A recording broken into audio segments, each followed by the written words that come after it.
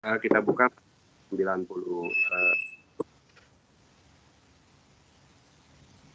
Orang yang duduk dalam lingkungan yang maha tinggi dan bermalam dalam naungan yang maha kuasa akan berkata kepada Tuhan, tempat perlindunganku dan kubu pertahananku, Allahku yang kupercayai. Tunggu, dialah yang akan melepaskan engkau dari jerat penangkap burung, dari penyakit sampar yang busuk. Dengan kepaknya ia akan menudungi engkau. Di bawah sayapnya, engkau akan berlindung. Kesetiaannya ialah perisai dan pagar tembok. Engkau tak usah takut terhadap kedahsyatan malam, terhadap panah yang terbang di waktu siang, terhadap penyakit sampar yang berjalan di dalam gelap, terhadap penyakit menular yang mengamuk di waktu petang. Walau 1.000 orang rebah di sisimu dan 10.000 di sebelah kananmu, tetapi itu tidak akan menimpamu. Engkau hanya menontonnya dengan matamu sendiri dan melihat pembalasan terhadap orang-orang fasik. Sebab Tuhan ialah tempat perlindunganmu, yang maha tinggi telah kau buat tempat perteduhanmu.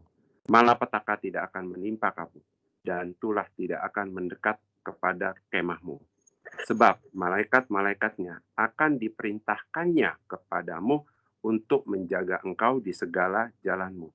Mereka akan menatang engkau di atas tangannya, supaya kakimu jangan terantuk kepada batu. Singa dan ular tedung akan kau langkahi. Engkau akan menginjak anak singa dan ular naga. Sungguh, hatinya melekat kepadaku, maka aku akan meluputkannya.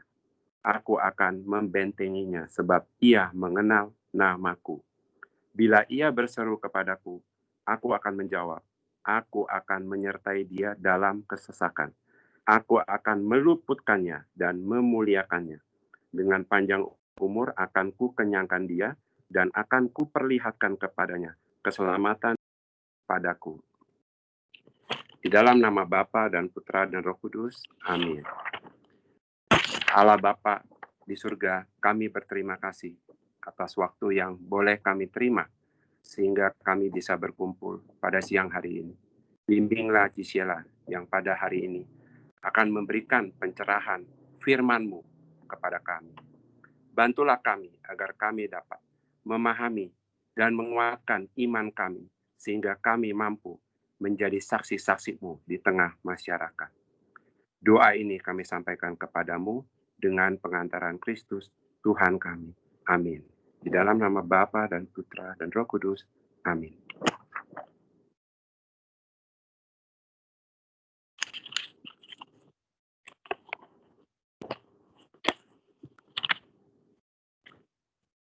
Ya, Cisela.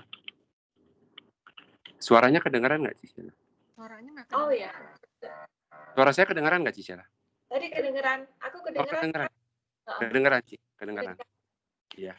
Oh, aku ternyata tadi kena mute ya. Aku rada bingung nih tampilannya berubah lagi Teams-nya, tapi tidak apa-apa. Oh, mungkin ada update, Ci. Biasanya dia ada update terus kan aplikasinya. Oh, otomatis ya. Fitur apa gitu suka dia berubah-berubah gitu. Ada update terus biasanya. Oh, gitu. Kalau update harus kayak kita yang update gitu, bukan otomatis dia mengupdate diri sendiri. Enggak, biasanya kalau nggak diupdate dia suruh update dulu, baru bisa join gitu. Seperti Zoom gitu kan. Oh, oke. Mungkin aku upgrade HP-nya sekalian semua ya. Iya. Oke. Teman-teman, shalom, siang semuanya. Hari ini kita belajar sesuatu yang berbeda ya. Kita akan belajar tentang bedanya Taurat sama Perjanjian Baru. Kita tahu Taurat itu adanya di Perjanjian Lama. Dan Tuhan sudah mengatakan bahwa pada waktu dia datang, dia tidak meniadakan hukum Taurat, tapi dia melengkapi hukum Taurat itu. Jadi Taurat itu sebetulnya bukan ditiadakan, tapi dilengkapi oleh kehadiran Tuhan Yesus. Nanti kita akan lihat perbedaan-perbedaannya, apa dari hukum Taurat itu bagaimana. Lalu di Perjanjian Baru, yaitu Yesus itu kayak bagaimana. Kalau yang mencatat, bikin kayak begini deh. Bikin kayak begini nih. Jadi kertasnya di garis 2, biar kelihatan nanti perbedaan. Di garis 2, satu sisi untuk yang Taurat, satu sisi lagi untuk Perjanjian Baru. Nanti kita akan ada 6 poin yang kita bahas dari perbedaan antara Taurat sama Perjanjian Baru. Jadi kita bisa membedakan apple to apple antara dua-duanya. Seperti itu. Oke, yang pertama ya. Taurat itu bukan disampaikan oleh Allah, tapi disampaikan Allah dengan perantaranya. Jadi semuanya kan memang dari Allah gitu, tapi kan ada perantaranya. Nah, ini pesan dari Allah, tapi perantaranya itu adalah malaikat lewat Musa. Coba kita buka di Galatia 3 ayat 19. Sebenarnya hari ini akan tidak berbentuk refleksi, tapi kan kita akan lihat dalam bentuk fakta-fakta Alkitabiah. Galatia 3 ayat 19. Kalau demikian, apakah maksudnya hukum Taurat? Ia ditambahkan oleh karena pelanggaran-pelanggaran sampai datang keturunan yang dimaksud oleh janji itu. Dan ia disampaikan dengan perantaraan malaikat-malaikat ke dalam tangan seorang pengantara. Nah, sebenarnya kayak gini. Hukum Taurat ditambahkan oleh karena pelanggaran-pelanggaran. Pada awal permulaan zaman, sebelum ada 10 perintah Allah, itu tidak ada yang namanya aturan-aturan. Orang tidak tahu apa yang baik, apa yang benar, apa yang salah. Orang tidak tahu itu semua. Jadi istilahnya orang itu hidup di dalam hukum rimba. Orang akan bertindak sesuai dengan nalurinya sendiri. Kalau misalnya nalurinya dia suka barangnya adiknya, dia ambil. Dia tidak akan merasa itu salah. Karena tidak ada aturan yang ngomong. Makanya kalau ada orang menikah dengan ibunya, menikah dengan mantunya, menikah dengan anaknya, itu tuh tidak diomong salah. Karena tidak ada aturannya, hukum rimba semuanya. Jadi sakara PDW gitu. Apa yang dia suka itu akan dia lakukan. Dan kalau aku misalnya aku merasa, loh ini kan barangku, kenapa diambil sama dia? Dia merasa dia suka, dia ambil. Aku merasa barangku dia ambil, aku mau tonjok dia, aku akan lakukan. Karena tidak ada aturannya. Nah, karena manusia hidup di dalam hukum rimba seperti itu, tanpa aturan sama sekali, maka Tuhan mulai kasih peraturan-peraturan. Mulai dari 10 perintah Allah. Jadi itu mulai deh. Ia ditambahkan oleh karena pelanggaran-pelanggaran. Karena orang sudah sakar PDW, hidup di dalam hukum rimba, maka Tuhan memberikan aturan-aturan. Dimulai dari 10 perintah Allah, agar orang itu bisa hidup di dalam garis batas yang sesuai, yang baik, yang benar. Nggak sesuka-sukanya sendiri. Dan aturan-aturan ini tadi dimulai dari dimulai dari 10 perintah Allah, dikembangkan ke Taurat, lalu dikembangkan lagi ke Talmud. Ini berlaku sampai keturunan yang dimaksud oleh janji itu. Janji bahwa akan ada penyelamat yang mengalahkan, yang meremukkan kepala iblis. Janji bahwa nanti akan ada juru selamat itu. Nah, jadi 10 perintah Allah dikembangkan ke Taurat, dikembangkan lagi ke Talmud, ini berlaku sampai sang juru selamat itu datang. Poinnya di sini. Dan ia disampaikan dengan perantaraan malaikat-malaikat ke dalam tangan seorang perantara. Jadi Taurat, 10 perintah Allah, itu adalah aturan dari Allah yang disampaikan oleh malaikat-malaikat dengan perantaraan manusia. Siapa manusianya? Musa di zaman itu. Jadi singkat kata, Taurat itu disampaikan dengan perantaraan malaikat lewat Musa. Tuh. Ada yang tahu nggak? Taurat itu jumlahnya ada berapa? Ada yang tahu nggak Taurat itu jumlahnya ada berapa? Taurat itu jumlahnya banyak banget. Ada 613 Taurat yang berlaku. Nah, Taurat itu adalah pengembangan dari 10 perintah Allah. Kita tahu ya 10 perintah Allah ya. Misalnya gitu, hormatilah Tuhan. Dan salah satu yang ngomong gitu. Maka caranya untuk menghormati Tuhan itu dikembangkan di dalam Taurat. Misalnya hari Sabat nggak boleh jalan lebih dari sekian langkah. Hari Sabat nggak boleh menyalakan api. Hari Sabat nggak boleh melakukan pekerjaan-pekerjaan yang lebih berat daripada berapa banyak gitu. Itu aturan-aturan Taurat dibikin supaya kita menghormati Allah. Tujuannya kayak begitu. Jadi Taurat itu adalah pengembangan dari 10 perintah Allah. Asalnya dari mana? Tetap dari Allah dong. 10 perintah Allah kan dari Allah. Tapi disampaikan oleh malaikat lewat Musa. Kisah 7 ayat yang ke-53. Kisah 7 ayat yang ke-53.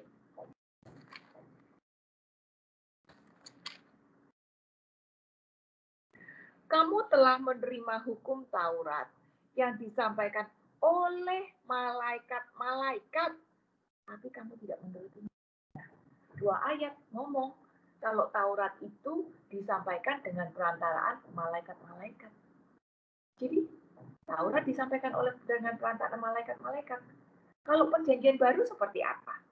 Perjanjian baru, sisi kanannya ya, Yohanes 3 ayat 3, Yohanes 3 ayat 13 dan 16. Yohanes 3 ayat 13 dan 16. Tidak ada seorang pun yang telah naik ke surga selain daripada Dia yang telah turun dari surga, yaitu Anak Manusia. Dari ayat ini aja udah jelas bahwa Anak Manusia, yaitu Yesus, aslinya tuh dia dari surga.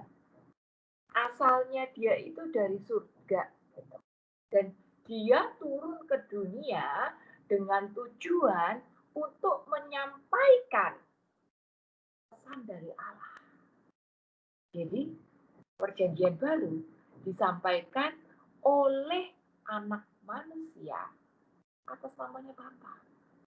Kalau Taurat itu disampaikan dengan perantaraan malaikat lewat Musa, tapi juga pesannya sama sih. Pesannya semuanya dari Allah, cuman perantaranya beda.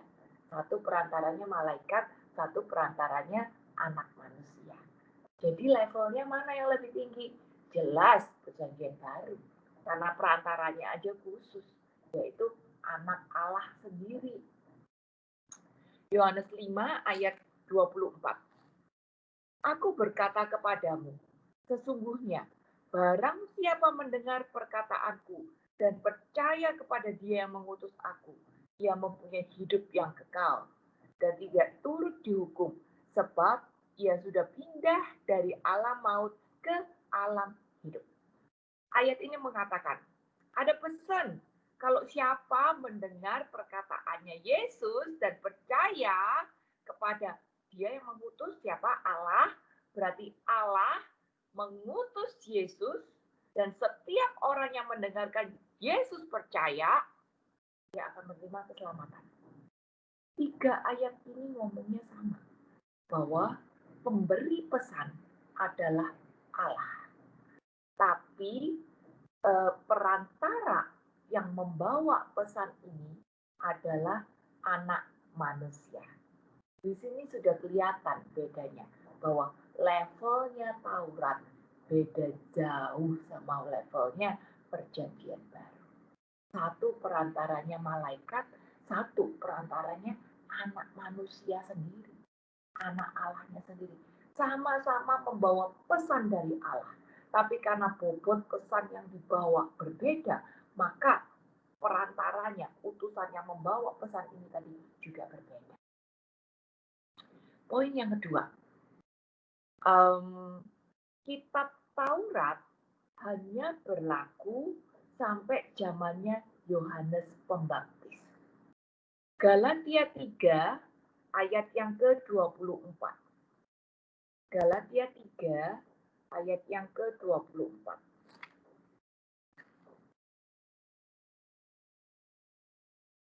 Jadi, hukum Taurat adalah penuntun.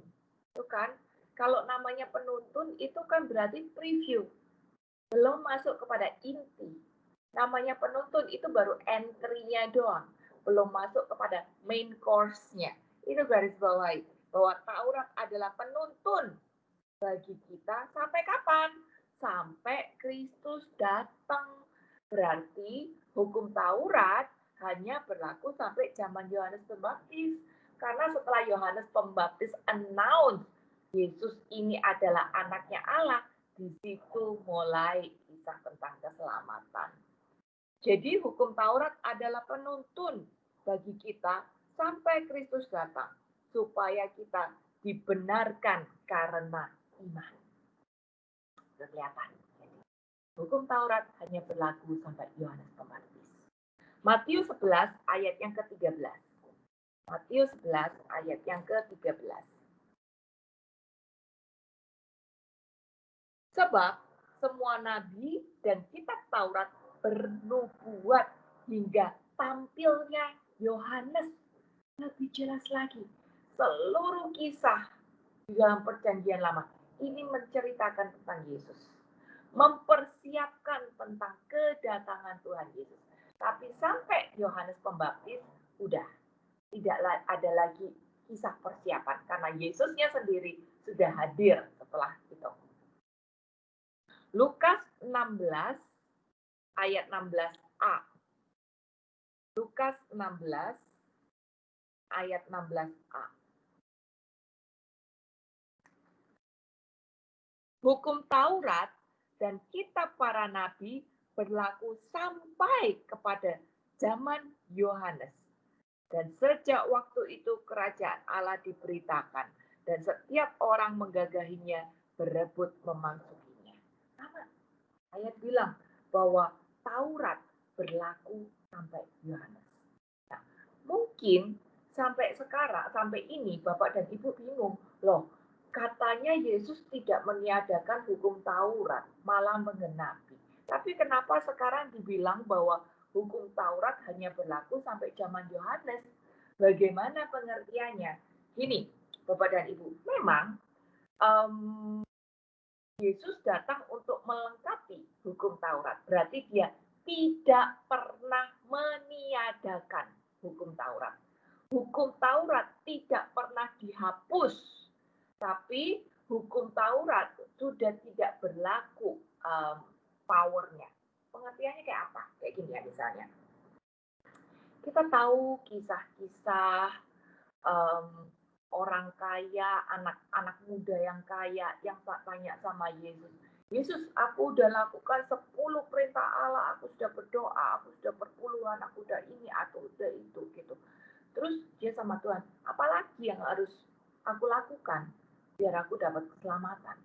Terus Yesus bilang, jual seluruh hartamu, kamu ikut aku, lalu kamu akan dapat keselamatan. Dan ternyata anak muda ini tidak sanggup melakukan itu. Nah, ini anak sudah lakukan semua hukum Taurat, tapi ternyata kok nggak bisa mendapat keselamatan karena ada keterikatan. Nah, kedatangan Tuhan Yesus bukan untuk meniadakan hukum Taurat. Berarti aturan-aturan Taurat itu tadi tetap harus kita lakukan. Tapi kita harus punya hikmat yang benar, kita harus punya pengertian yang benar, kita harus punya dasar kasih agar kita bisa melakukan hukum Taurat itu tadi sesuai dengan apa yang Tuhan mau. Tuhan bukan cuman kita mau melakukan hukum Taurat itu asal gue lakukan semuanya deh, asal gue udah nurut semuanya berarti gue mesti selamat. Enggak. Tuhan mau kita lakukan aturan-aturan itu tadi dengan hati yang sungguh-sungguh. dengan hati yang sukacita, dengan hati yang tulus. Di situ maksudnya Tuhan datang untuk melengkapi. Biar aturan Taurat itu tadi ada soul-nya, ada soul, ada kehidupan, ada ketulusan yang menyertai setiap ketindakan kita. Tuhan nggak mau kita menjadi anak muda yang kaya, yang dengan sombong datang, Tuhan gue udah lakukan semuanya ya, gitu. Tapi ternyata dia masih punya keterikatan. Tuhan juga nggak mau kita menjadi kayak ahli Farisi, orang Taurat yang datang ke gereja dan berdoa, Tuhan aku bersyukur karena aku nggak seperti orang itu.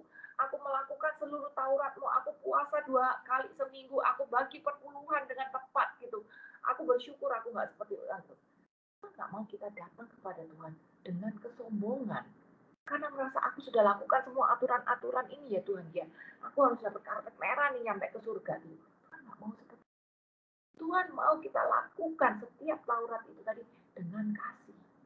Tuhan malah mencela orang yang pada waktu dia ditanya, apa yang kamu sudah lakukan untuk keluarga kamu itu? Dan dia jawab, gue udah gak ada apa-apa lagi. Duit aku udah habis semuanya buat perpuluhanku, buat persembahan aku udah ada apa-apa. Jadi dengan alasan dia melakukan hukum Taurat, dengan alasan dia memberikan persembahan, dia tidak bisa menjadi berkat bagi orang-orang di sekitarnya. Tuhan gak mau. Tuhan mau kita lakukan segala sesuatu itu dengan hati. Nah, ini yang diajarkan oleh Tuhan Yesus. Ini yang dilengkapi lewat kedatangan Tuhan Yesus. Sesuatu yang tidak terjadi di zaman perjanjian lama lewat Taurat, tapi dilengkapi. Jadi istilahnya Taurat itu hanya mengajarkan kita, pokoknya aturannya gini ya, harus gini, harus gitu, harus gini, harus gitu. Gak boleh gini, gak boleh gitu. Yang itu dilarang-dilarang. 613 aturan. 400 bilang nggak boleh, nggak gini, nggak boleh gitu. 200 bilang harus begini, harus begitu. 613 aturan Taurat. Cuma sekedar aturan. Tapi kalau kita tidak lakukan aturan itu tanpa dengan hati, maka tidak ada nilainya di hadapan Tuhan. Di situ Tuhan datang untuk memberikan kelengkapan bagi Taurat itu tadi. Agar kita sanggup untuk melakukan dengan kesungguhan. Dengan dasar kasih, dengan ketulusan. Bapak dan Ibu coba bandingkan keadaan hari ini ya dengan dulu. Kalau dulu Taurat kan bilang, aku harus menghormati hari Sabat.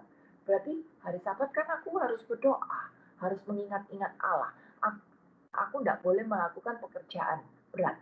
Aku nggak boleh melangkah banyak gitu. Jadi apa yang terjadi? Karena orang berjuang untuk taat sama aturan-aturan itu secara buta, akibatnya apa? Orang-orang yang sudah sekarat, hari Minggu digeletakin. Karena karena hari Sabat, nggak boleh melakukan pekerjaan berat. Hari Sabat nggak boleh buka api. Hari Sabat nggak boleh jalan banyak-banyak. Jadi orang yang sakit, ya tunggu aja dulu. Terbuktikan, saat Yesus melakukan penyembuhan di hari Sabat, dia selalu dicela sama ahli Farisi orang Taurat karena dianggap langgar. Nah, hari ini bagaimana? Apakah kita berdosa kalau misalnya kita tidak bisa datang ke misa yang adalah wajib di hari Minggu karena kita harus nganterin saudara kita ke rumah sakit? Kita udah tahu jawabannya. Ya, walaupun ke gereja hari Minggu itu adalah wajib, tapi kalau kita punya hati yang memang harus anterin salah satu keluarga kita, tetangga kita, atau apa yang urgent karena dia sakit, itu bukan menjadi suatu dosa. Dan itu bukan dianggap sebagai sebuah pelanggaran. Mungkin dari sini Bapak dan Ibu bisa melihat bedanya, bahwa aturan memang ada, tapi harus ada soul, harus ada spirit yang menyertai itu, harus ada spirit yang menuntun kita pada kebenaran, sehingga kita bisa melakukan aturan-aturan itu tadi dengan hati yang benar. Itu. Jadi Tuhan tidak meniadakan Taurat. Taurat berakhir di zaman Yohanes Pembaptis, tapi dilengkapi oleh Yesus dengan kasih. Sehingga kita sanggup lakukan itu tadi semua dengan hati, dengan ketulusan. Ibrani 13 ayat yang ke-8.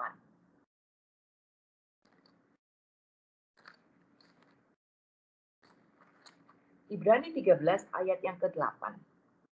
Yesus Kristus tetap sama, baik kemarin maupun hari ini dan sampai selama-lamanya. Singkat kata apa? Di zaman perjanjian baru, apa yang Tuhan firmankan itu bersifat kekal. Kalau Taurat hanya berlaku sampai Yohanes Pembaptis, tapi pemberitaan Tuhan, yaitu kasih dan keselamatan, itu bersifat kekal. Lukas 21 ayat 33. Lukas 21 ayat 33.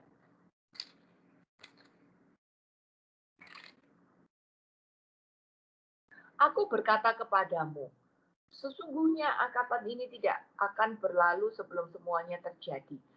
Langit dan bumi akan berlalu, tapi perkataanku tidak akan berlalu. Semua sabda Tuhan, semua yang keluar dari mulut Tuhan, yaitu perjanjian baru dan firman-Nya, bersifat kekal. Simpel. Tuhan genapi semuanya dengan kasih. Sehingga kita bisa lakukan hukum Taurat dengan tulus.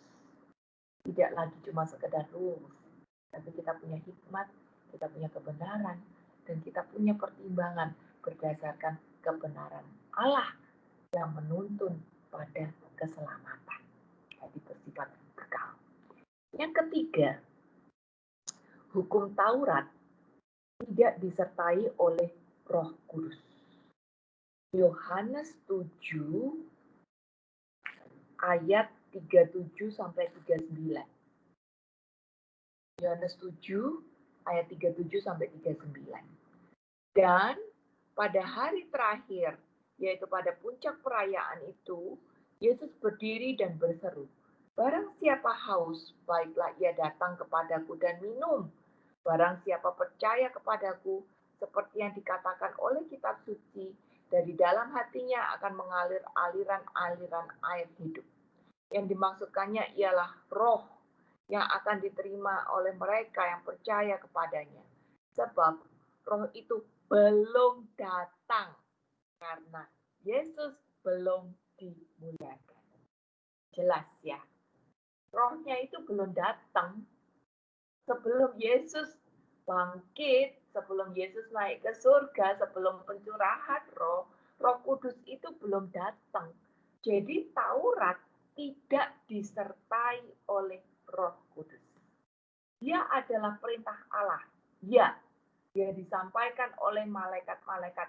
Ya, dia memberikan kita aturan dan batasan sehingga kita menjadi ngerti apa yang benar, apa yang salah. Ya, tapi tidak disertai oleh kekuatan Roh Kudus. Yohanes 16 ayat yang ke-7. Namun, benar yang kukatakan ini kepadamu adalah lebih berguna bagi kamu jika aku pergi. Sebab, jikalau aku tidak pergi, penghibur itu tidak akan datang kepadamu. Tapi, jikalau aku pergi, aku akan mengutus dia kepadamu. Nah, jelas sekali di sini juga sama ayatnya bahwa Taurat tidak disertai oleh Roh Kudus. Setelah Yesus naik, setelah ada pencurahan roh, baru Roh Kudus itu tadi mulai berkarya.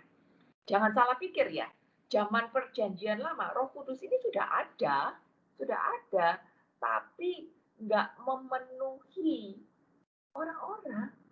Dia tidak memenuhi orang-orang yang belajar Taurat, beda. Dia istilahnya cuman apa ya, kalau bahasa Jawanya tuh main celok gitu aja deh. Cuman hinggap pada orang-orang tertentu. Misalnya pada nabi-nabi, Salomo, gitu, siapa gitu, pada nabi-nabi, dia hikmat, dia hinggap, dia memberikan hikmatnya, habis itu udah ya udah gitu. Dia tidak memenuhi orang-orang di perjanjian lama. Walaupun orang-orang itu tadi belajar Taurat. Gitu. Tapi Roh Kudusnya udah ada. Bahkan Roh Kudus itu sudah ada sejak permulaan zaman. Namanya dia adalah bagian dari Tritunggal. Jadi dia sudah ada sejak permulaan zaman. Buktinya mana? Kejadian 1 ayat 2. Bumi belum berbentuk dan kosong, gelap gulita menutupi samudra raya, dan roh Allah melayang-layang di atas permukaan air. Bahkan sejak sebelum permulaan zaman, sebelum penciptaan, Roh Kudus itu sudah ada. Roh Kudus itu udah ada, udah melayang-layang. Karena dia adalah bagian dari Tritunggal. Dia satu dengan Allah Bapa, dia satu dengan Allah Putra. Jadi dia sudah ada. Tapi di zaman perjanjian lama, yaitu Taurat, Roh Kudus itu belum berkarya. Roh Kudus belum berkarya. Ada masanya masing-masing deh. Kapan Roh Allah, Roh Bapa Pencipta berkarya? Kapan Roh Allah Putra berkarya? Dan kapan Roh Allah Roh Kudus berkarya? Jadi di zaman Perjanjian Lama, Taurat itu belum disertai oleh Roh Kudus, walaupun Roh Kudusnya sudah ada. Lalu bagaimana dengan Perjanjian Baru? Jelas di Perjanjian Baru sudah disertai dengan Roh Kudus. Yohanes 14 ayat yang ke-26. Tetapi penghibur, yaitu Roh Kudus yang akan diutus oleh Bapa dalam namaku, dialah yang akan mengajarkan segala sesuatu kepadamu dan akan mengingatkan kamu akan semua yang telah kukatakan kepadamu. Berkali-kali Tuhan Yesus bilang, entar ya, entar kamu nggak sendirian, entar ada perantaranya, entar ada penghiburnya, entar aku kirim kamu roh penolong buat kamu, entar ya, tunggu sebentar ya, gitu. Berkali-kali Yesus udah announce bahwa nanti sebentar lagi akan ada roh yang tolong kamu. Lalu kejadiannya di Yohanes 16 ayat 7. Yohanes 16 ayat 7. Namun benar yang kukatakan ini kepadamu adalah lebih berguna bagi kamu jika aku pergi. Sebab jika aku tidak pergi, penghibur itu tidak akan datang kepadamu. Tapi jikalau aku pergi, aku akan mengutus dia kepadamu. Tuhan ingetin lagi gitu, memang aku harus pergi, tapi kamu gak sendirian deh. Ntar ada yang diutus, kamu bakal gak sendirian gitu. Tapi aku harus pergi dulu. Kalau aku gak pergi dulu, dia ntar gak datang gitu. Jadi udah ada divisinya masing-masing. Udah ada jam kerjanya masing-masing. Dan jam kerja Roh Kudus adalah pada saat Yesus selesai. Yesus naik ke surga, pencurahan roh, di situ masa kerjanya Roh Kudus sampai sekarang ini tadi. Yohanes 16 ayat 13. Tapi apabila ia datang, yaitu roh kebenaran, dia akan memimpin kamu dalam seluruh kebenaran. Sebab ia tidak akan berkata-kata dari dirinya sendiri. Tapi segala sesuatu yang didengarkannya itulah yang akan dikatakannya. Dan ia akan memberitakan kepadamu hal-hal yang akan datang. Afirmasi banget. Berkali-kali Yesus announce bahwa nanti ada roh yang menyertai. Dan kita tahu sejak peristiwa pencurahan roh di upper room, roh itu berkarya sampai sekarang. Jadi kita boleh bisa bilang ya, kalau sekarang disebut sebagai zaman kasih karunia, itu benar banget. Kita boleh bersyukur banget hidup di zaman ini. Karena apa? Karena ada Roh Kudus. Kita dibaptis, kita ini langsung terima Roh Kudus. Roh Kudus itu langsung ada di dalam hati kita. Langsung ada untuk memimpin langkah kehidupan kita. Dia langsung ada gitu dan langsung diaktifasi gitu untuk memimpin kehidupan kita gitu. Bagian kita nurut aja, mendengarkan aja kalau roh itu ngomong. Jadi betapa luar biasanya peristiwa perjanjian baru itu tadi. Karena lewat Yesus, dia bukan hanya memberikan spirit kepada perintah-perintah Allah untuk kita. Tapi dia juga memampukan kita yang mendasari spirit dari perintah Allah itu tadi dengan kasih. Sehingga kita mampu untuk melakukan setiap rules Allah dengan dasar kasih. Kalau dasarnya kasih, kita mampu untuk jalanin. Karena dasarnya itu tadi adalah kasih. Nah, bukan cuma kita dikasih dasar kasih sehingga kita mampu untuk melakukan rules-nya Allah, tapi kita juga diberi kekuatan Roh Kudus. Sehingga hari demi hari kita sanggup untuk jalani kehidupan ini tadi. Hari demi hari kita sanggup juga untuk memilih apa yang benar dalam hidup kita ini tadi. Jadi luar biasa peristiwa perjanjian baru ini. Lewat Yesus dia bawa pesan Allah yang kudus, dan lewat dia Roh Allah menjadi berkarya dalam kehidupan kita masing-masing. Makanya ini disebut sebagai zaman kasih karunia. Zaman dulu tidak ada yang namanya kayak begini-beginian. Orang usaha dengan kekuatan sendiri. Orang tidak punya hikmat untuk tahu dan benar. Walaupun tahu aturannya itu tidak boleh, tapi untuk ngalahin diri sendiri, aku tidak boleh nyolong, ya tidak bisa. Tidak ada Roh Kudusnya itu tadi. Dan berjuang untuk mengalahkan kedagingan sendiri tanpa bantuan dari Roh Kudus itu tidak mungkin. Makanya Tuhan Yesus hadir biar kita sanggup untuk jalan di dalam kebenaran. Ini yang disebut tanpa Yesus tidak ada keselamatan. Karena tanpa Yesus tidak ada Roh. Dan tanpa Roh kita tidak ada yang bimbing. Tidak ada yang membuat kita mampu gitu untuk menjalani kehidupan ini tadi. Seperti itu. Jadi perjanjian baru disertai oleh Roh Kudus. Berikutnya, Taurat ini menguduskan kita juga. Tapi menguduskan hanya secara lahiriah. Berarti apa? Kelihatannya doang. Kelihatannya doang aku kudus. Masalah hatiku pikir gimana, gak ada yang orang lain yang tahu. Bodohi banget. Tapi kan Tuhan tahu. Jadi Taurat kuasanya tidak besar. Dia cuma menguduskan kita secara lahiriah doang. Kelihatannya doang kudus, kelihatannya doang bener baik. Gitu. Tapi hatinya, pikirannya tidak tahu. Matius 23 ayat 2 sampai 4. Matius 23 ayat 2 sampai 4.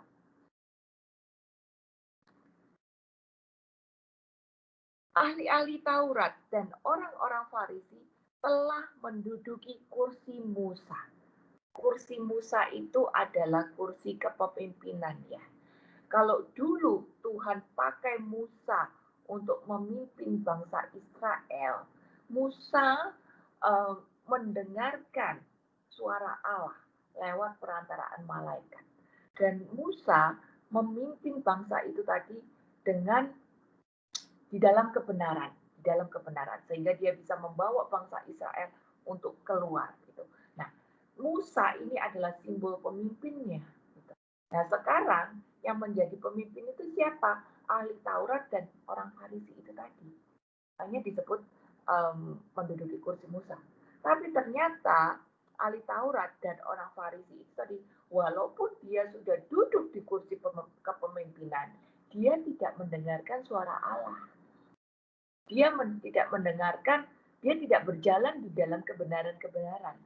Tapi apakah orang Farisi dan Taurat ini tahu aturannya, apa yang boleh, apa yang tidak boleh? Tahu semuanya. Tapi dia sendiri tidak berjalan untuk mentaati aturan-aturan itu. Hanya ayat 3 bilang, sebab itu turutilah dan lakukanlah segala sesuatu yang mereka ajarkan kepadamu. Tapi janganlah kamu menuruti perbuatan-perbuatan mereka, karena mereka mengajarkannya, tapi tidak melakukannya. Mereka mengikat beban-beban berat, lalu meletakkannya di atas bahu orang. Tapi mereka sendiri tidak mau menyentuhnya. Istilahnya, orang Farisi, orang Taurat, ini apal aturan, tahu pasal-pasalnya, tahu detail-detailnya, ngerti apa Tauratnya. Tapi karena tidak ada Roh Kudus, walaupun mereka adalah leader, bahasa hari ini apa? Munafik. Tahu aturannya, tahu apa yang benar, tahu apa yang salah, tapi tidak bisa melakukan. Gitu. Bahasa hari ini munafik. Kenapa mereka seperti itu? Karena tidak ada Roh Kudus.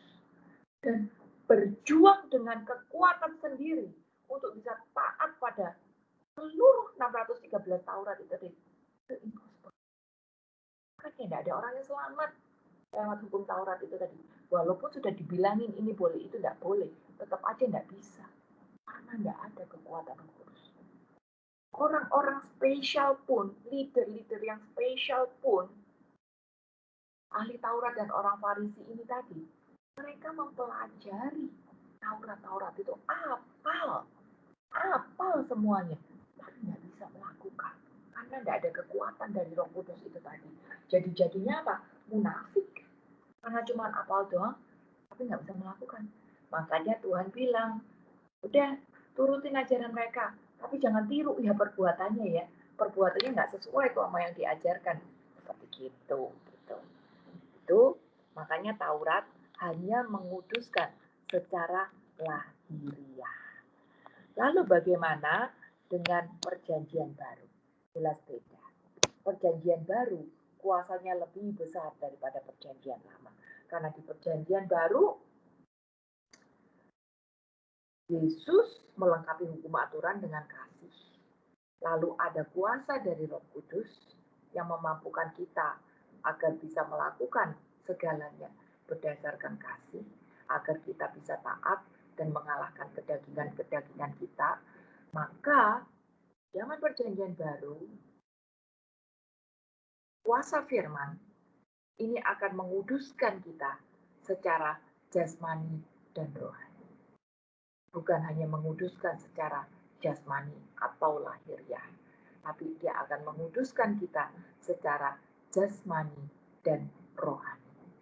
Yohanes 15 ayat yang ketiga.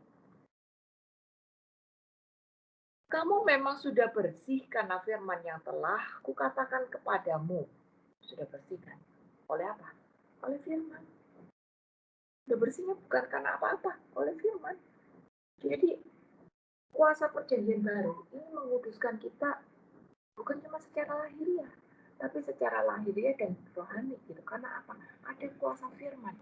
Kenapa firman itu bisa menguduskan kita secara lahiriah dan rohani gitu? Yohanes 17 ayat 17. Yohanes 17 ayat 17 dan 19. Kuduskanlah mereka dalam kebenaran. Firman-Mu adalah kebenaran. Ayat 19. Dan aku menguduskan diriku bagi mereka, supaya mereka pun dikuduskan di dalam kebenaran. Jadi, teman-teman, berdasarkan dua ayat ini, kita tahu bahwa firman itu adalah kebenaran. Kita sudah hafal bahwa firman itu adalah Allah. Yohanes 1 ayat 1. Kita sudah hafal juga bahwa firman itu menjadi manusia. Yohanes 1 ayat 12. Sekarang berdasarkan dua ayat ini, kita jadi tahu bahwa firman yang adalah Allah, yang adalah Yesus, itu juga disebut dengan kebenaran. Dan kebenaran ini akan menguduskan kita. Jadi,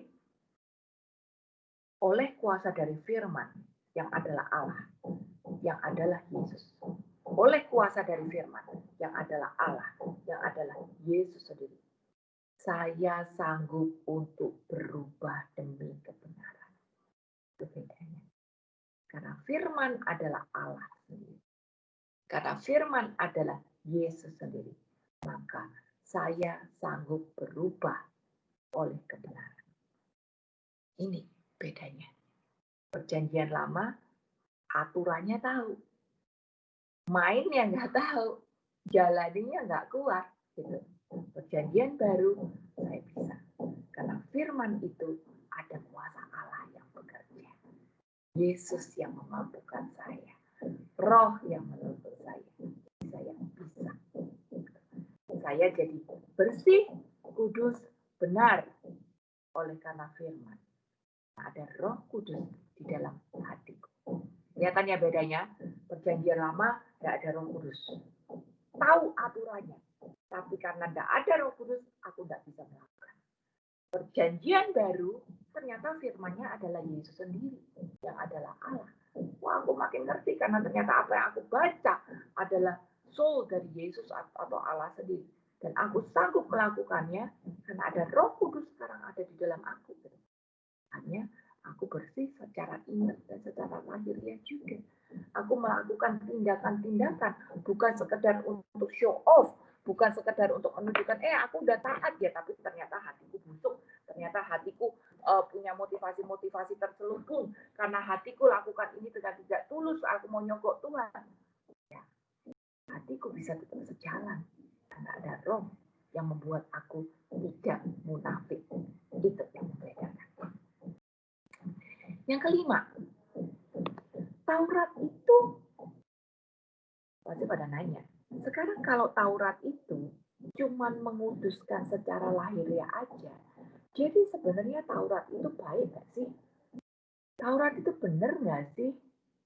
Kudus nggak sih? Kan dia cuma secara lahiriah doang. Gimana?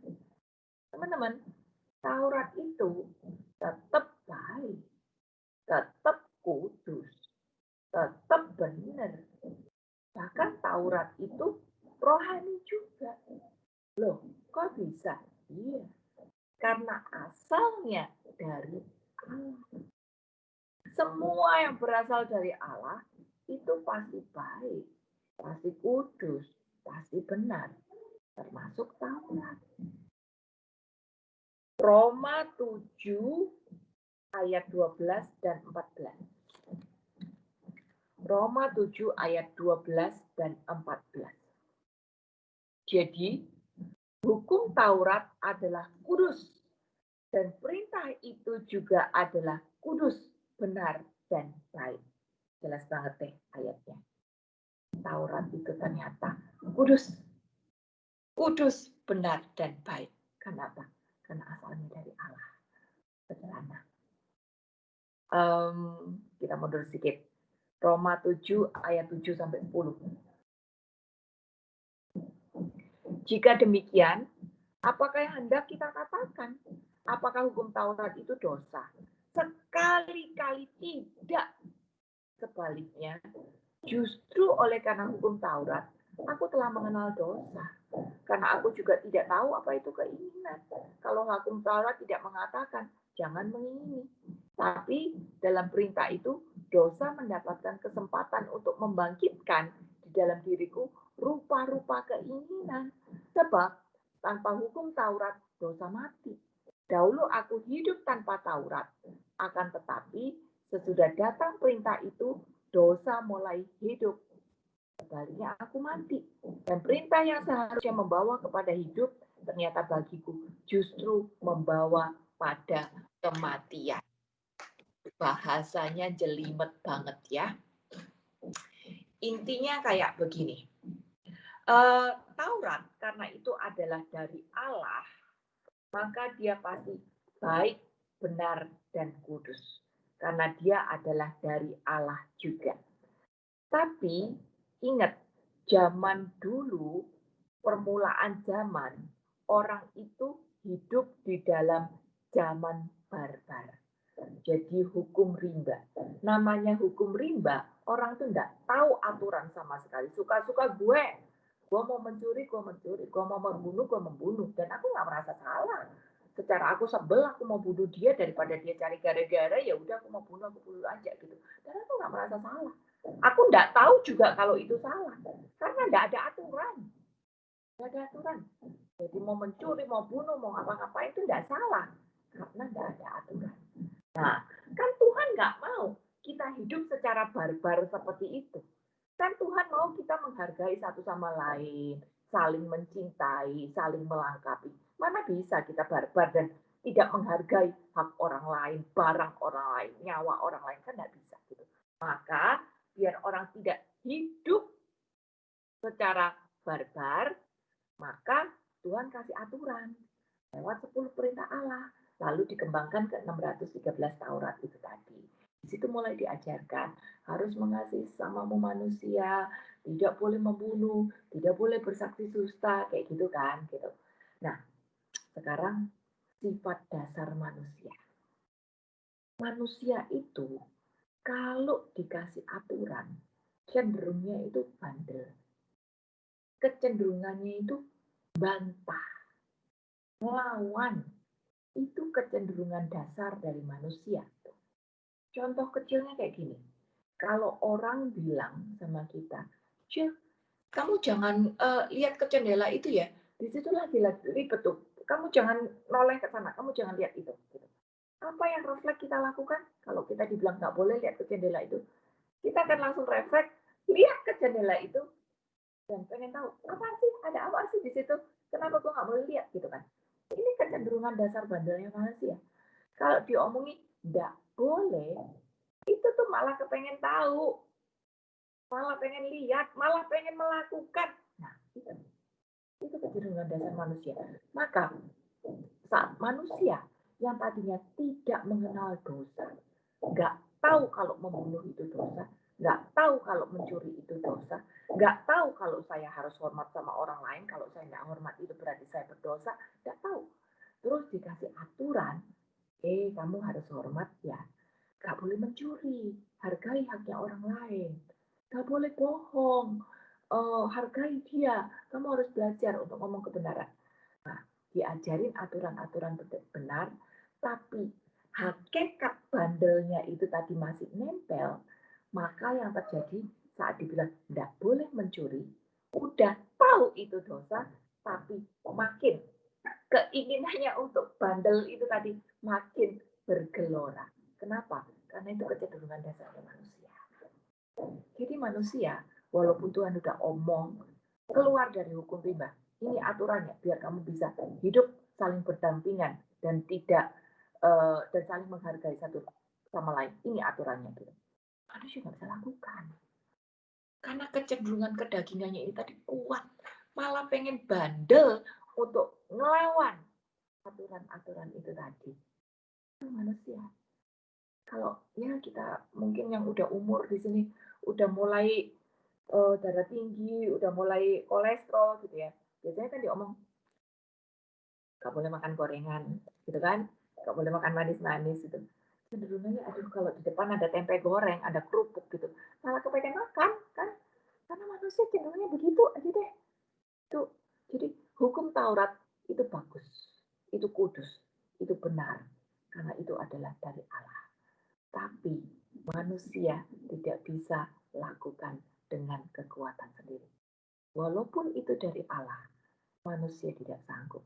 Bahkan cenderung makin mancing kedagingannya, rasa bandelnya itu tadi untuk muncul.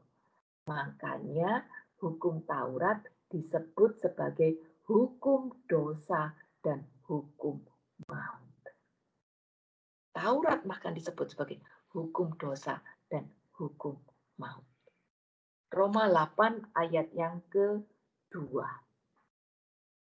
Roh yang memberi hidup telah memperdekakan kamu dalam Kristus dari hukum dosa dan hukum maut. Apa tuh hukum dosa dan hukum maut? Karena saat ada Taurat, orang udah tahu. Ini tidak boleh, itu tidak boleh. Tapi malah kepengen bandel untuk melakukan. Kalaupun aku taat kayak ahli Farisi, orang Taurat, taat kayak orang muda yang kaya, aku hatinya sombong dan bilang sama Tuhan, Tuhan aku udah taat semua ya, aku udah lakukan semuanya dengan benar. Untung aku nggak kayak pungut cukai yang banyak melanggar Taurat gitu. Walaupun melakukan, hatinya nggak sejalan. Makanya disebut sebagai hukum dosa dan maut. Karena tidak ada satupun orang yang sanggup untuk lakukan hukum Taurat ini tanpa fail sama sekali. Sedangkan rules-nya Tuhan, istilah surga itu, bahasa sehari-harinya, surga itu kan suci banget ya. Jadi, aku ngecas sebentar ya. Jadi kalau orang berdosa sedikit aja, dia tidak bisa masuk surga. Sedangkan gak ada orang yang sukses melakukan hukum Taurat ini tanpa fail. Galatia 3, coba aku bukan ada satu ayat yang bilang, atau di Ibrani ya, bahwa melanggar satu hukum berarti dianggap melanggar semuanya. Aku lupa di mana. 600. Nah ini, Yakobus 2 ayat 10. Sebab barang siapa menuruti seluruh hukum itu, tapi mengabaikan satu bagian daripadanya, dia bersalah terhadap seluruhnya. Bayangin teman-teman, 613 aturan, 612-nya lulus. Gagalnya cuma satu. Dianggap fail. Masuk surga. Siapa sekarang yang bisa turutin aturan itu tadi semua tanpa fail? Tidak satu pun yang fail. Tidak ada yang bisa. Walaupun ahli Taurat, orang Farisi yang melontok rules-rulesnya dan merasa bisa lakukan semuanya, ternyata fail juga. Kenapa? Karena hatinya sombong. Jadi tidak ada yang bisa masuk ke dalam surga lewat Taurat. Walaupun hukumnya benar, kudus, baik, walaupun hukumnya oleh Allah, dibawa oleh malaikat, di-announce oleh Musa gitu, dipelajari dengan sungguh-sungguh, tapi ternyata tidak mengubah inner kita. Makanya disebut sebagai hukum dosa dan hukum maut. Aku malah jadi tahu membunuh itu dosa. Aku yang tadinya tidak tahu membunuh itu dosa, sekarang aku jadi tahu membunuh itu dosa. Tapi aku tidak bisa melawan hasratku untuk tidak membunuh. Aku tidak bisa melawan hasratku untuk taat. Jadi Taurat itu tidak memerdekakan. Taurat tidak memerdekakan. Dia hanya memberitahukan kepada kita apa yang boleh, apa yang tidak boleh. Dia hanya memberitahukan kepada kita apa yang baik, apa yang benar, apa yang kudus, apa yang Allah mau. Dia hanya memberitahukan kepada kita, tapi tidak memerdekakan. Tidak mengubah inner kita. Karena tidak disertai dengan daya Roh Kudus. Karena tidak disertai dengan kasih karunia. Sedangkan perjanjian baru itu memerdekakan. Karena ada kasih karunia. Ada Roh Kudus yang menyertai kita. Firman-Nya sendiri udah dari Allah. Firman-Nya sendiri adalah Yesus. Sekarang kalau firman-Nya sendiri adalah Allah dan Yesus, lalu dia ada kirim kita Roh Kudus untuk memampukan kita. Jadi ya kita bisa lakukan itu tadi dengan taat. Roma 8 ayat 1 dan 2. Demikianlah sekarang tidak ada penghukuman bagi mereka yang ada di dalam Kristus Yesus. Roh yang memberi hidup telah memerdekakan kamu dalam Kristus dari hukum dosa dan hukum maut. Kelihatan ya gambaran lengkapnya di sini. Tauratnya kudus, baik, benar. Tapi malah disebut hukum dosa dan hukum maut. Karena tidak ada yang sanggup lakukan 613 ini tadi tanpa fail. Tauratnya bagus, tapi tidak memerdekakan. Tapi di perjanjian baru, karena firman itu adalah Allah sendiri, firman itu adalah Yesus sendiri, dan disertai dengan kuasa dari Roh Kudus, maka kita bisa lakukan. Saat kita bisa lakukan, di situ kita dimerdekakan. Yesus juga menambahkan, dia bukan hanya melengkapi Taurat itu dengan kasih, tapi dia juga menambahkan dengan pengampunan. Ini yang dilengkapi dari hukum Taurat. Ada kasih, ada pengampunan. Contohnya apa? Wanita berzina. Wanita berzina kalau mengikuti hukum Taurat kan disuruh dirajam sampai mati. Tapi Tuhan kan ajarkan sesuatu yang baru. Wanita ini malah diampuni. Dia bebas, dia merdeka, dia disuruh pergi. Padahal di zaman Taurat, dia harusnya dirajam sampai mati. Ya beda di situ. Lalu contoh lagi, penyembuhan lagi di hari Sabat. Gitu kan. Ikut Taurat, gak boleh. Karena menyembuhkan itu termasuk dianggap tidak menghormati Allah, melakukan pekerjaan Allah. Orang yang sakit suruh nunggu besok gitu. Nyawanya terancam, bodoh banget gitu. Yang penting aturannya kayak gini. Karena kasih. Pokoknya aturan gitu. Nah, tapi kan Tuhan tetap lakukan penyembuhan di hari Sabat. Jadi firman Tuhan perjanjian baru ini memerdekakan karena disertai oleh Roh Kudus. Didasari dengan kasih dan ada pengampunannya juga. Jadi udah lengkap-lengkap banget. Bukan berarti di zaman perjanjian baru kita anggap Tauratnya udah nggak berlaku lagi, cuma berlaku sampai Yohanes Pembaptis. Berarti aku boleh mencuri dong, aku boleh sembarangan dong, nggak perlu hormatin Allah dong. Enggak. Tapi kan Tuhan lengkapi. Tuhan lengkapi dengan kasih dan pengampunan. Jadi apa yang sudah benar dan kudus, apa yang sudah baik dari Allah itu tadi dilengkapi oleh Allah sendiri. Di perjanjian lama yang Allahnya kagak datang, cuma mencolok sesekali doang. Sekarang di perjanjian baru dia melengkapi dengan dirinya sendiri. Ingat, Allah adalah kasih. 1 Yohanes 4 ayat 8 dan 16. Allahnya kasih menjadi dasar dari Taurat. Tauratnya sudah kudus, benar, baik. Sekarang didasari, dilengkapi dengan Allahnya sendiri.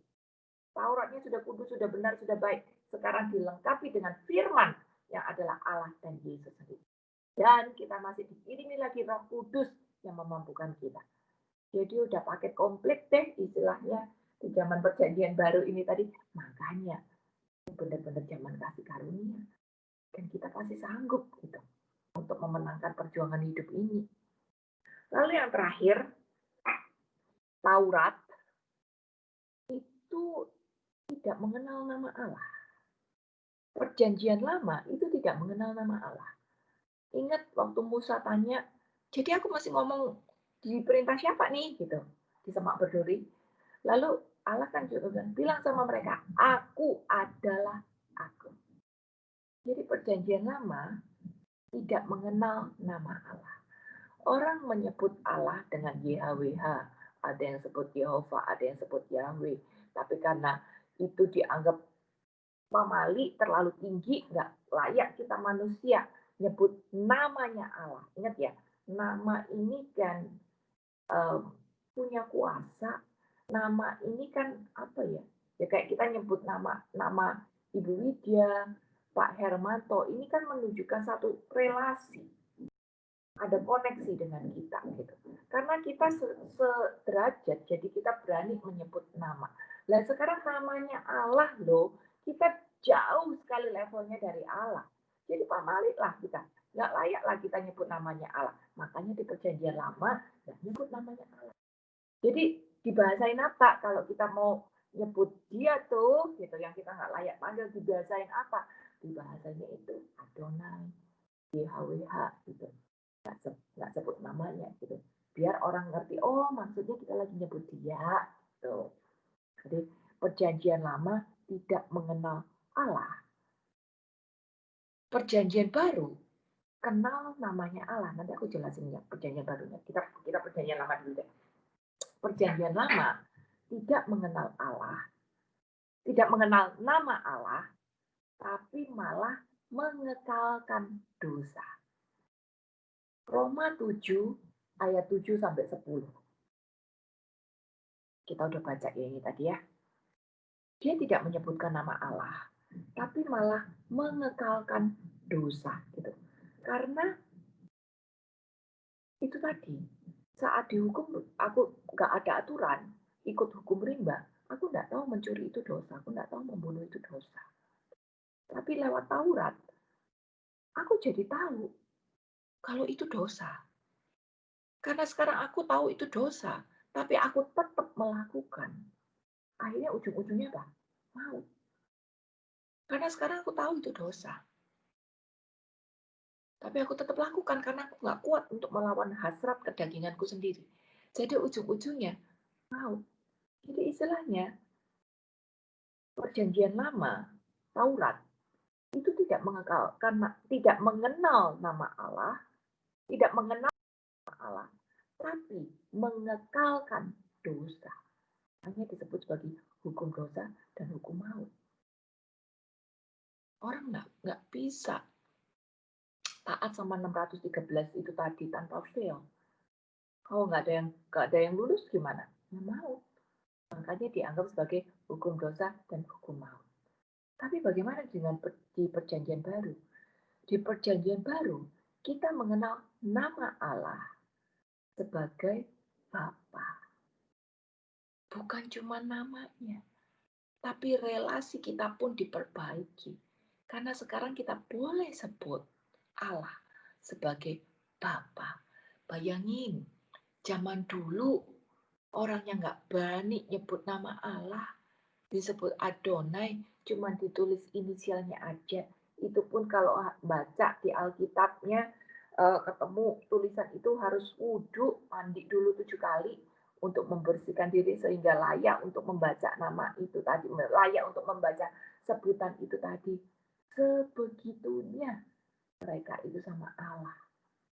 Karena memposisikan diri jauh dari Allah. Hari ini kita yang tadinya memposisikan diri jauh, ternyata sama Allah sendiri diposisikan jadi dekat. Karena kita diberi hak untuk memanggil Allah sebagai Bapa. Plus, kita sekarang tahu nama Allah siapa. Siapa? Ada yang tahukah nama Allah siapa?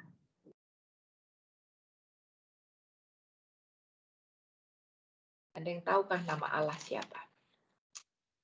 Yohanes 17 ayat yang ke-11. Dan aku tidak ada lagi di dalam dunia, tapi mereka masih ada di dalam dunia.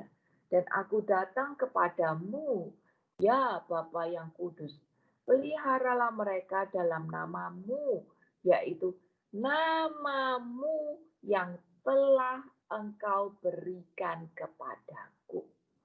Yesus tulis, namamu yang telah engkau berikan kepadaku. Jadi siapa nama Allah di perjanjian baru? Namanya adalah Yesus. Nama Allah telah diberikan kepada Yesus. Jadi nama Allah di perjanjian baru kita kenal dengan Yesus. Yohanes 10 ayat 30.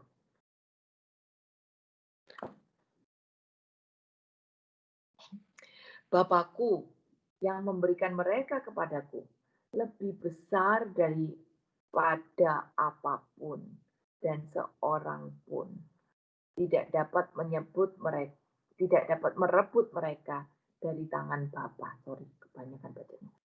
Aku dan Bapa adalah satu. Garis bawahi ayat ini. Ayat ini jelas banget menunjukkan kesatuan antara Allah dengan Putra. Bapa dan Anak adalah satu. Nama Bapa sudah diberikan kepada Putra. Dan kita kenal nama itu adalah Yesus.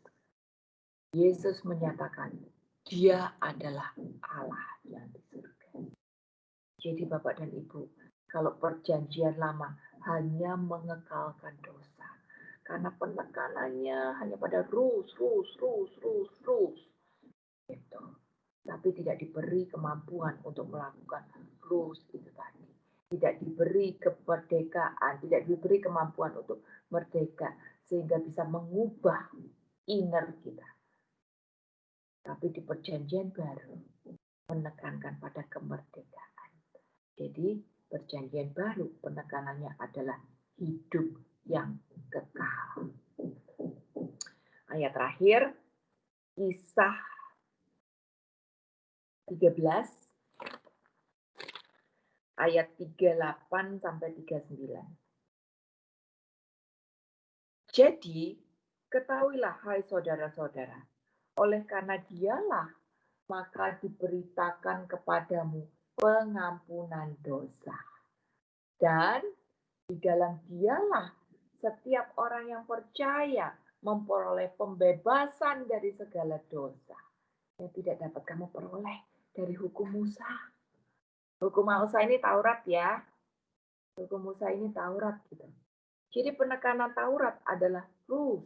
Tapi dengan kita tahu rules, kita jadi malah mengatakan dosa karena kita tidak punya kemampuan untuk do the rules gitu. Tapi di perjanjian baru berbeda. Karena kita dikasih kemerdekaan, pembebasan dari dosa. Penekanannya adalah hidup yang kekal.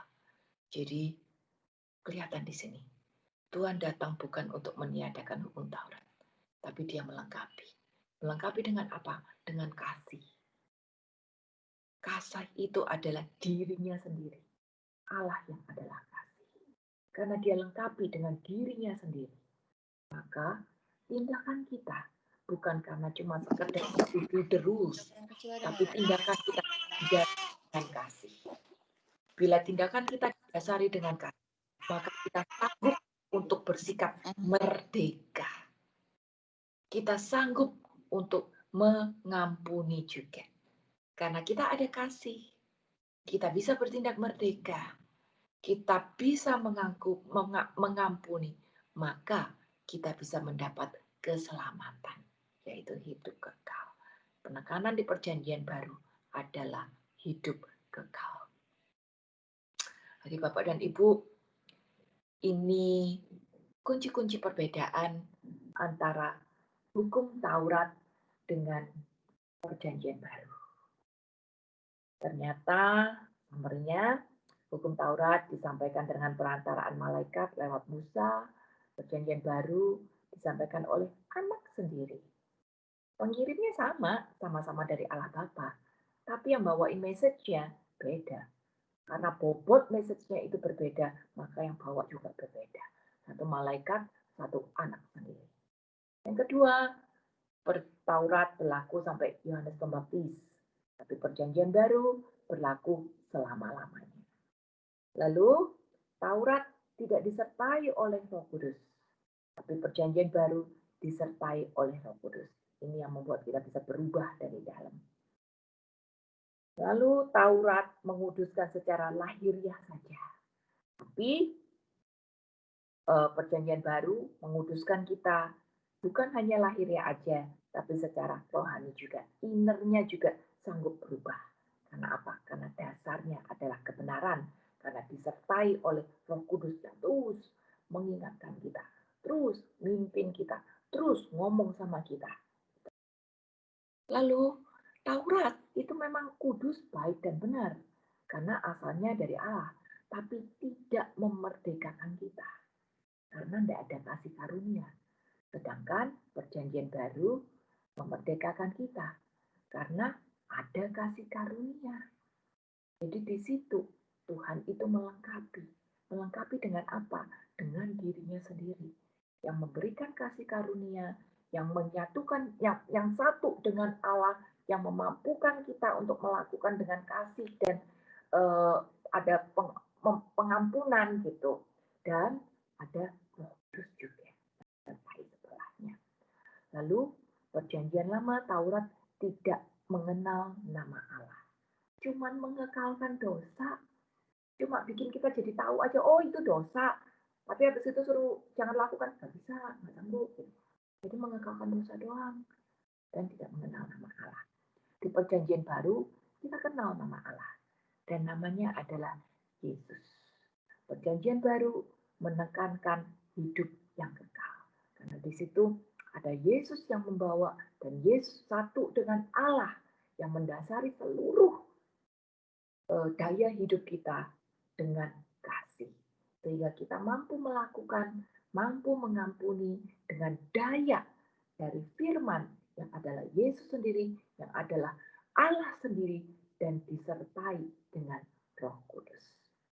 Itu bedanya teman-teman antara Taurat dan Perjanjian Baru. Semoga menjadi berkat, semoga makin menguatkan kita dan memampukan kita untuk berubah dari dalam. Tuhan Yesus memberkati. Kita sambung dengan doa syafaat ya. Rizky ini. Iyalah, Cisela Ya. mau nanya, bisa nggak Cis? Oh ya Pak. Iya, kebetulan kan saya pernah baca kitab itu, Deuterokanonika, Ci, ya. Kan kebetulan kalimat yang cukup menarik, saya stabiloin ya. Di Sirak 24 itu, Ci, Sirak 24 ayat yang ke-28, itu kan ada kalimat begini, Ci. Sirak 24 ayat 28, Ci. Dia ada ngomong gini, Ci. Kan judulnya kan itu juga tentang kebijaksanaan dan Taurat ya. Nah, dia ngomong gini, manusia pertama tidak mengetahuinya dengan sempurna. Mungkin Adam dan Hawa kali ya. Dan yang terakhir pun tidak sampai menyelaminya pula. Jadi artinya apakah kita sebagai yang terakhir-terakhir ini nih bakal juga nggak bakal bisa gitu, Ci, sampai ada pun nanti apa namanya perjanjian baru gitu, Ci. Apa maksudnya begitu, Ci? Mohon pencerahannya, Ci. Ci. Memang kita sebagai manusia tidak akan pernah menyelamin kebijaksanaan Allah dengan sempurna. Karena kalau kita bisa mengerti Allah sempurna ya, berarti Allah itu bukan Allah lagi gitu. Karena aku bisa ngerti dia. Berarti Allah itu bukan Allah lagi gitu. Allah terlalu besar. Daya otak kita, daya hikmat kita tidak akan pernah cukup untuk menampung Allah di dalam kehidupan seorang manusia. Jadi kalau kita bisa ngerti Allah, kita berarti Allah itu bukan Allah lagi. Tapi kalau kita lihat ya, di dalam progres perkembangan iman, progres perkembangan hikmat manusia, Allah itu sabar dan mendampingi manusia untuk mengerti langkah demi langkah. Contohnya aja, mungkin kayak Adam dan Hawa, kalau misalnya dulu di zaman Adam dan Hawa, di zaman Musa, gitu, tahu-tahu dikasihin konsep Tritunggal, tahu-tahu dikasih konsep tentang kebangkitan, tahu-tahu dikasih konsep tentang surga, neraka, api pencucian. Wah, gak sanggup mereka untuk ngerti apa sih itu gitu. Jadi kalau dipelajari, semua ada progresnya di dalam setiap zaman itu. Dan Tuhan sabar. Tuhan sabar untuk mendampingi progres manusia ini tadi sampai manusia mengerti. Tapi memang bahkan sampai akhir zaman nanti kita tidak akan pernah mengerti Allah secara total. Kita nggak tahu abis ini ada konsep apa lagi. Kita nggak tahu sampai next kita akan mengenal Allah dengan dengan progres yang seperti apa gitu. Hikmat kita akan terus berkembang. Jadi memang sampai akhir kita tidak akan pernah mengenal Allah secara total. Tapi walaupun kita tidak mengenal Allah secara total, justru kuasa dari perjanjian baru itu adalah kita dikuduskan, dibenarkan, bukan lagi karena apa yang kita lakukan. Kalau konsep perjanjian lama, kan kita dikuduskan, dibenarkan. Tauratnya baik ya, Tauratnya dari Allah nih. Tauratnya benar, kudus, baik, karena Taurat ini dari Allah. Dan kita dituntut untuk menjadi kudus, benar, baik, seperti yang diajarkan Allah lewat Taurat itu tadi. Singkat kata, kita dituntut untuk menjadi kudus, benar, baik, berdasarkan apa yang kita lakukan. Gitu. Tapi ternyata kita tidak mampu. Sedangkan di perjanjian baru, kita tetap fail. Secara tindakan, kita tetap ada yang fail. Secara hati, secara mulut, secara pikiran, tidak mungkin kita bisa menjadi sempurna. Tapi perjanjian baru ini tadi melengkapinya satu, yaitu ada kasih, ada pengampunan. Dan kasih pengampunan itu tadi dimulai dari Yesus sendiri, lewat pencurahan darah. Maka, walaupun saya belum mampu loh untuk lakukan aturan-aturan itu tadi dengan benar, walaupun saya masih melakukan tindakan yang salah, walaupun hati dan pikiran saya masih tidak terkontrol, walaupun saya berdosa gitu. Tapi saya bisa mengatakan bahwa saya adalah orang baik, benar, dan kudus karena saya percaya oleh kuasa darah Yesus yang menguduskan aku. Jadi kekudusan kebenaranku itu tidak lagi dinilai dari tindakanku. Perjanjian baru kan dinilai dari tindakan nih. Tapi di perjanjian baru, kekudusan dan kesucianku tidak lagi dinilai dari tindakanku. Tapi dinilai juga dengan imanku. Pada saat aku percaya bahwa darah Yesus sudah menyelamatkan, di situ aku dianggap sebagai orang benar dan orang kudus. Berikutnya, perjuanganku apakah boleh menjadi suka-suka? Ya enggak juga. Tindakanku enggak boleh suka-suka, tapi tetap aku harus berjuang agar apa yang menjadi imanku, apa yang menjadi kemerdekaan yang Tuhan sudah curahkan lewat darah itu tadi bisa aku lakukan lewat tindakan yang makin hari makin berubah, makin hari makin berubah. Seperti itu, Pak. Iya. Jadi artinya, Ci, sampai nanti kedatangan Yesus yang kedua itu, yang dikatakan pada akhir zaman itu, kita tetap butuh pengampunan Dia ya, begitu ya, Ci ya? Iya ya. Betul ya. Oh, yang penting iman kita percaya aja bahwa keselamatan itu akan datang kalau kita percaya dalam nama Dia, begitu, Ci ya? Iya, tapi bukan itu aja ya. Iya. Kita nggak bisa ngomong, oh saya sudah percaya dengan hati, mengaku dengan mulut saya pasti selamat, lalu tindakanku suka-suka sendiri. Enggak seperti itu juga. Ingat ada ayat yang bilang bahwa iman tanpa perbuatan adalah sia-sia toh. Jadi iman harus disertai juga dengan perbuatan. Perbuatannya bagaimana? Mungkin perbuatan itu progresif. Mungkin perkataanku juga harus dilatih.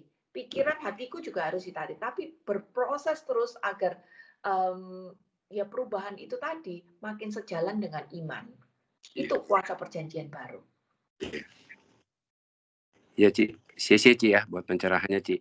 Thank you, Pak. Nanti kalau ada yang kurang jelas lagi, Japri ya, tanya. Ya, sia-sia. Ada lagi kah yang mau tanya atau mau sharing?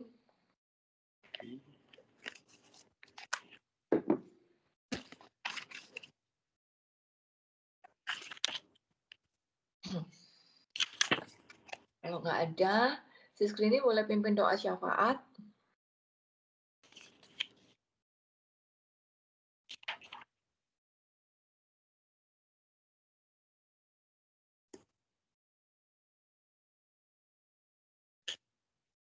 Sis Krini boleh bantu untuk doa syafaat.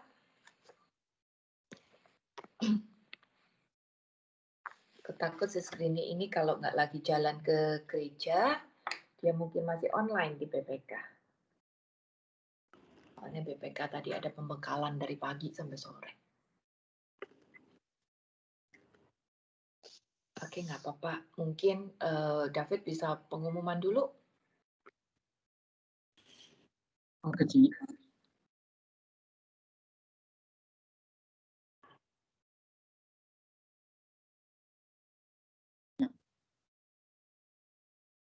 Selamat sore Bapak Ibu. Selamat hari Minggu. Pengumuman kita untuk minggu ini yang pertama, kolekte bulan November minggu pertama 2 juta rupiah. Kolekte ini akan kita kumpulkan untuk pelayanan komunitas Thomas. Yang kedua, Bapak Ibu yang mau melihat rekaman, menyaksikan kembali pengajaran rekaman dari Cisila dapat melihat di channel YouTube PA Living His Word. Semua rekaman telah kita upload di sana. Terus yang ketiga adalah kolekte atau persembahan kasih dapat ditransfer ke rekening BCA atas nama Ibu Grini. Demikian pengumuman kita minggu ini. Tuhan Yesus memberkati. Thank you, David. Sis Grini, apakah sudah on? Enggak, kita siapin doa tutup ya, Pak Hermanto. Tolong bantu pimpin. Iya. Sebelum doa tutup mungkin kita buka Mazmur 23 dan Yohanes 15 ayat 1 sampai 8. Tuhan gembalaku yang baik. Mazmur Daud. Tuhan adalah gembalaku, takkan kekurangan aku. Ia membaringkan aku di padang yang berumput hijau, Ia membimbing aku ke air yang tenang. Ia menyegarkan jiwaku. Ia menuntun aku di jalan yang benar, oleh karena namanya. Sekalipun aku berjalan dalam lembah kekelaman, aku tidak takut bahaya, sebab Engkau besertaku. Gadamu dan tongkatmu, itulah yang menghibur aku. Engkau menyediakan hidangan bagiku di hadapan lawanku. Engkau mengurapi kepalaku dengan minyak. Pialaku penuh melimpah. Kebajikan dan kemurahan belaka akan mengikuti aku seumur hidupku, dan aku akan diam dalam rumah Tuhan sepanjang masa. Yohanes 15 ayat 1 dan 8. Pokok anggur yang benar. Akulah pokok anggur yang benar dan Bapakkulah pengusahanya. Setiap ranting padaku yang tidak berbuah dipotongnya, dan setiap ranting yang berbuah dibersihkannya, supaya ia lebih banyak berbuah. Kamu memang sudah bersih karena firman yang telah kukatakan kepadamu. Tinggallah di dalam aku, dan aku di dalam kamu. Sama seperti ranting tidak dapat berbuah dari dirinya sendiri, kalau ia tidak tinggal pada pokok anggur. Demikian juga kamu tidak berbuah, jikalau kamu tidak tinggal di dalam aku. Akulah pokok anggur dan kamulah ranting-rantingnya. Barang siapa tinggal di dalam aku dan aku di dalam dia, ia berbuah banyak, sebab di luar aku kamu tidak dapat berbuat apa-apa. Barang siapa tidak tinggal di dalam aku, ia dibuang keluar seperti ranting dan menjadi kering. Kemudian dikumpulkan orang dan dicampakkan ke dalam api lalu dibakar. Jikalau kamu tinggal di dalam aku dan firmanku tinggal di dalam kamu, mintalah apa saja yang kamu kehendaki dan kamu akan menerimanya. Dalam hal inilah Bapakku dipermuliakan, yaitu jika kamu berbuah banyak dan dengan demikian kamu adalah murid-muridku. Oke, kita doa penutup. Dalam nama Bapa dan Putra dan Roh Kudus. Amin. Tuhan Yesus, kami bersyukur atas pendampingan dan penyertaan-Mu kepada kami dalam pertemuan ini. Kami bersyukur karena kami boleh berbagi berkat dan kepada orang-orang di sekitar kami. Semoga kami mampu menerapkan apa yang telah disampaikan oleh Cisela pada kehidupan kami sehari-hari. Demi Tuhan dan pengantara kami, kini dan sepanjang segala masa. Amin. Dalam nama Bapa dan Putra dan Roh Kudus. Amin. Cisela dan teman-teman semua. Thank you, Pak. Thank you, David. Terima kasih teman-teman.